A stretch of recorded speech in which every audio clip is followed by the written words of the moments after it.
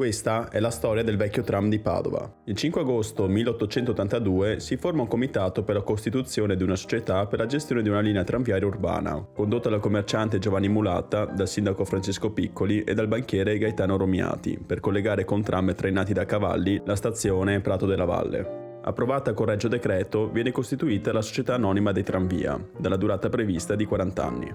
Finiti i lavori di costruzione, la linea venne attivata il 4 luglio 1883 fra la stazione ferroviaria e il caffè Pedrocchi, mentre il 22 luglio si raggiunge il capolinea al Bassanello. Però i risultati economici sono deludenti e già nel 1899 viene ridotto il capitale sociale. Nell'agosto 1904 il comune di Padova, in linea con la legge di riordino del settore, prende il controllo della tranvia, convertendo a trazione elettrica la prima linea nel 1907. Negli anni successivi vengono convertite tutte le altre e realizzate di nuove. La prima guerra mondiale colpisce molto la rete, ma viene comunque estesa convertendo nel 1916 un collegamento prima ad uso militare e l'anno successivo la linea del Bassanello viene prolungata fino a Paltana.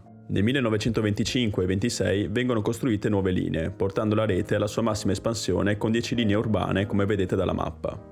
Alla rete urbana si affianca una rete tram extraurbana, la tranvia Padova-Malcontenta Fusina con diramazione per Mestre, la Padova-Bagnoli di Sopra, la Padova-Piove di Sacco e le linee dei Colli. Con la crisi negli anni 30 l'Italia decide di favorire le industrie nazionali e la rete tranviaria viene tolta dal comune di Padova e affidata alla Saer, società del gruppo Breda, che dal 1937 inizia a convertire molte linee del tram in tratte per autobus e filobus. A causa dei danni della seconda guerra mondiale, la rete si riduce sulle 3 linee tram urbane e quella per Torreglia.